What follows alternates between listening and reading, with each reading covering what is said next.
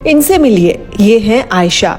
आयशा गुजरात अहमदाबाद की रहने वाली हैं और 2006 में ये दुबई आई। आयशा ने यहाँ पर दुबई गवर्नमेंट के साथ बतौर इंजीनियर काम किया।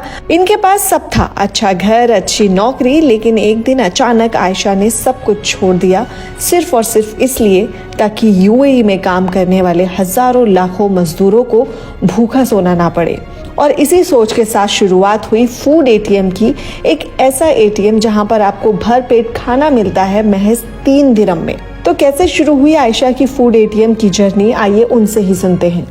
तो आपकी ये जर्नी इंजीनियर से और फिर फूड एटीएम जो आप चला रही हैं वो कैसे शुरू हुआ, वो आप बताइए। फरा जी, इट वॉज जैसे मैं हमेशा कहती रहती हूँ कि कोई भी सोशल एंटरप्राइज रातों रात खड़ा नहीं होता, अचानक सुबह उठ के कोई सोशल एंटरप्रेन्योर नहीं बनता।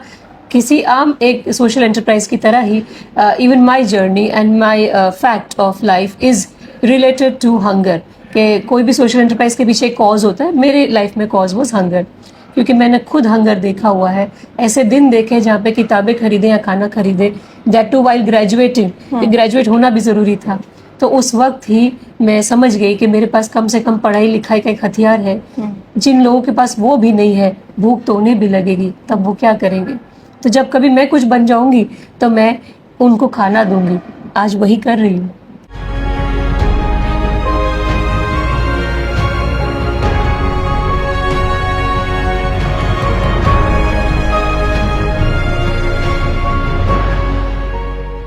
When I was 17, बाबा नहीं रहे। एक भाई था 10 साल का, मैं 17 साल की। I was doing my engineering. माँ बीमार थी। As soon as he was not there, all the financial stress came to me. I was an undergraduate. क्या करते। तो उस जमाने, I am from Ahmedabad, Gujarat से। तो हमारे यहाँ ना कोचिंग क्लासेस चलते, ट्यूशन 8, 9, 10 में ट्यूशन पढ़ा दिया, 11, 12वीं ट्यूशन पढ़ा दी तो मेडिकल में एडमिशन मिल जाएगा, इंजीनियरिंग मिल जाएगा। तो ऐसे that was a very flourishing business. तो वहाँ मुझे नौकरी मिल गई पार्ट टाइम। उस वजह से I could eat and also by books. हमारे इतने बुरे दिन थे कि आइदर वी बाई बुक्स और वी बाई फूड। ऐसे दिन देखे हमने कई सालों तक। सो दोज डेज मिस फरा, आई अंडरस्टूड कि मेरे पास कम से कम पढ़ाई लिखाई है तो मैं आज ट्यूशन ले पा रही हूँ, खाना भी खरीद पा रही हूँ, किताब भी खरीद पा रही हूँ। वॉट अबाउट दोज जिनके पास ये नहीं है। सो खाना हर टाइम अफोर्डेबल होना चाहिए। अब जब कोई नहीं कर रहा था तो मुझे ही करना पड़ गया।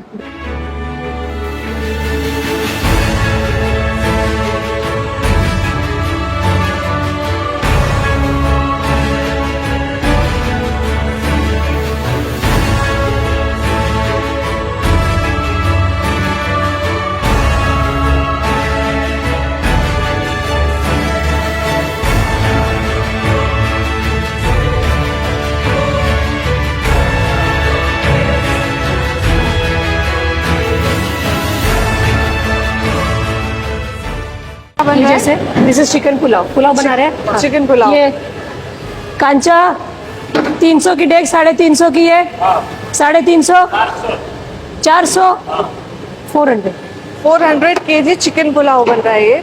और 400 मील्स, 400 पार्सल्स बनेंगे। 400 तो ऐसे हमारी डेगे होती है 400 की, 500 की, 800, 1000। और पर डे ये ऐसी डेग कितनी बनती है? Every 40 minutes, you see, every store has around 7 store. Every 40 minutes it is full. So every 40 minutes ये इतना बड़ा अभी ये 400 की बन रही है। This is 800, another is 500. ये अभी सब चढ़ेंगे। All are continuously on, dear. See, chicken is in tons. We have chicken coming in tons. और इतने लार्ज, लाइक इतने बड़े लेवल पे यहाँ चीजें बन रही हैं, लेकिन देखिए साफ सुथरा काफी है। आयशा, अल्हम्दुलिल्लाह इतने लार्ज स्केल पर ये किचन चल रहा है, बहुत अच्छा आप काम कर रहे हो, अल्हम्दुलिल्लाह। तो ये इतने सारे लोगों को और इतना सारा काम आप कैसे मैनेज कर पाते हो? Honestly speaking, the volume of work is very large, काफ़ी ज़्यादा है। लेकिन कभी वो नज़र में आया नहीं, क्योंकि नज़र में सिर्फ वो पेट आते हैं, वो भूख आती है जो दरवाजे पे आ जाते हैं। सो जब हज़ारों लोग उस उम्मीद से हमारे पास आते हैं कि यहाँ कुछ खाना मिल जाएगा उनके पॉकेट के साइज का, तो बस वही दिखता है, बाकी सारा पीछे हो जाता है। सो जस्ट टू फैसिलिटेट वो टमी फिलिंग, दिन रात बस एक ही ख्याल है कि कोई भूखा ना रहे। उसके पीछे जो लग जाता है वो मुझे बड़ा नहीं लगता, बड़ा लगता है वो लोग जिनकी ज़रूरत है और हम है टू अल्हम्दुलिल्लाह टू हेल्प देम। तो ये बहुत बड़ी बात है कि आयशा जो काम कर रही है इट्स नॉट इजी, लेकिन लोगों के बारे में सोचना जो है वो इनको मोटिवेट करता है। और एवरी डे यहाँ पर इतने लार्ज स्केल पे चीज़ें होती है और आयशा के चेहरे पे स्माइल देखिए, इतना हेक्टिक काम है लेकिन खुशी खुशी सारी चीज़ें होती है। और यही एक रीज़न है कि इनके काम में अल्हम्दुलिल्लाह बहुत बरकत हो रही है। बहुत हज़ारों लोगों करोड़ों लोगों की दुआएं हैं आयशा के साथ।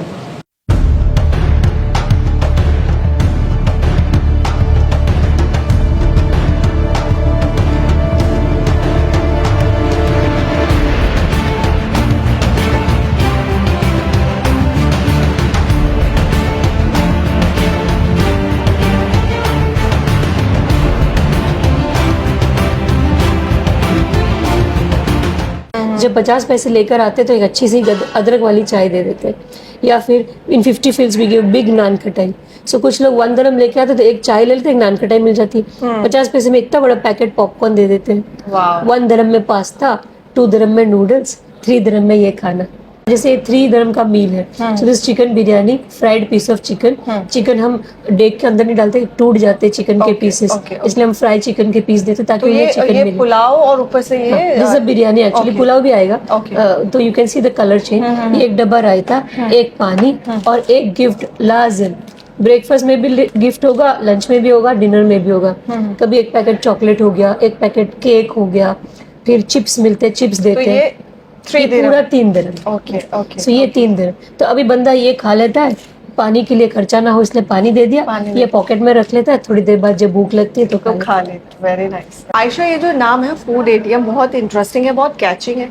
ये कहाँ से आपने नाम सोचा कि ये नाम रखना चाहिए? हुआ ये था कि 2006 when I was brought from BSNL India to be here for the Do Launch project, तो वहाँ से मेरा करियर इन UAE शुरू हुआ। अल्हम्दुलिल्लाह I was very well placed. And जैसे कहते हैं ना कि जैसे जितना वेल प्लेस होता है उतना ज्यादा टेंशन होता है प्रोफेशनली। बिल्कुल। तो अपना प्रोफेशनल टेंशन बैलेंस करने के लिए मैं खाना पकाती थी। मुझे आता कुछ भी नहीं था, इंटरनेट में देख देख के कुछ भी बना देती थी। Okay. Just as a stress buster for my self.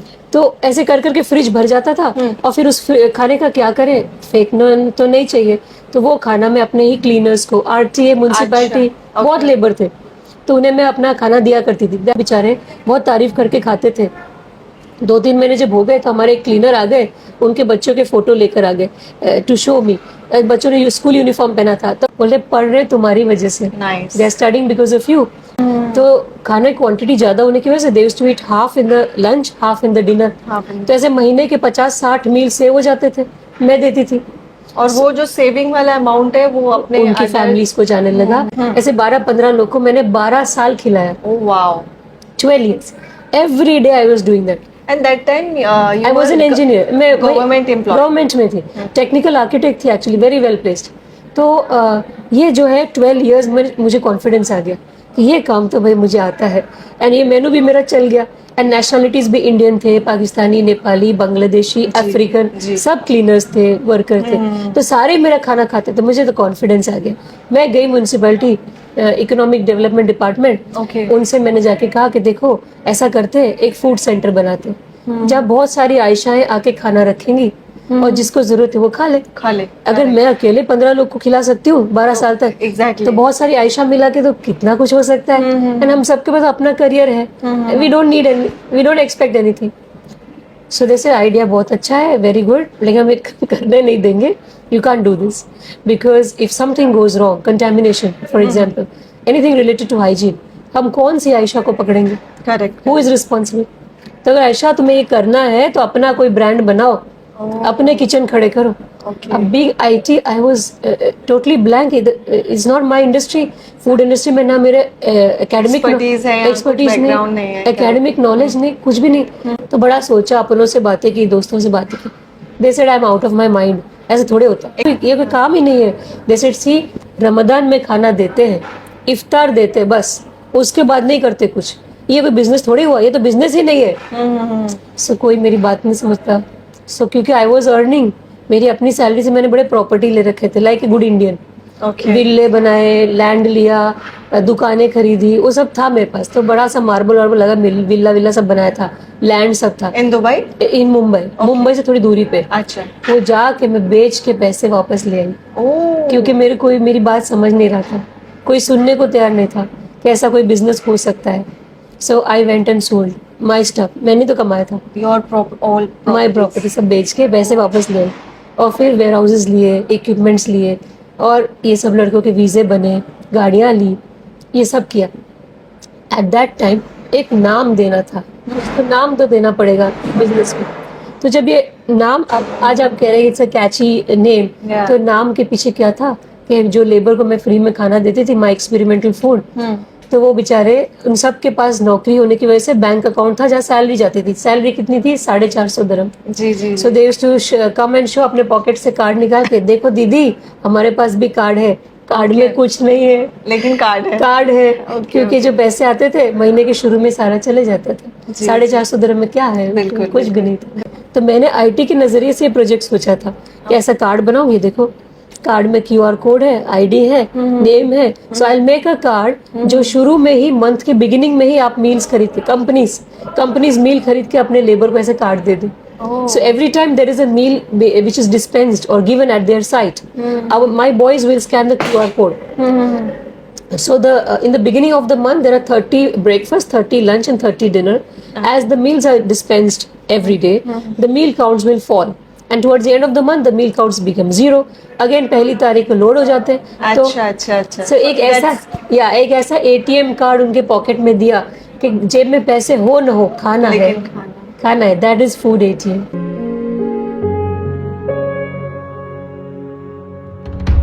Ayesha ने अपनी सारी प्रॉपर्टी बेचकर फूड ATM कंपनी शुरू की, लेकिन वो इतना आसान नहीं था। आयशा को क्या क्या मुश्किलें आई वो सुनिए आप।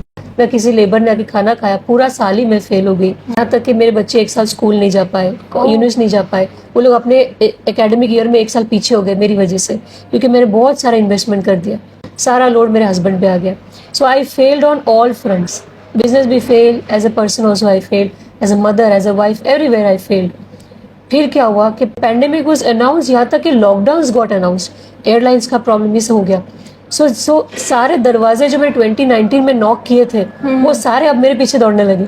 उसकी वजह है कि जब लॉकडाउन हो गए, सारा बिजनेस डाउन होने लग गया, तो लोगों ने सोचा कि भाई हमारे 2-3 हज़ार लेबर्स को अगर हम इंडिया, पाकिस्तान, बांग्लादेश, नेपाल, अफ्रीका भेज देंगे तो उन्हें वापस आने के लिए नया वीज़ा, नए एयर टिकट, हो सकता है नया उनको लेबर कैंप भी लेना पड़ जाए। सो ऑल दैट एक्सपेंडिचर के सामने when they were weighing the cost of my food, it was very cheap.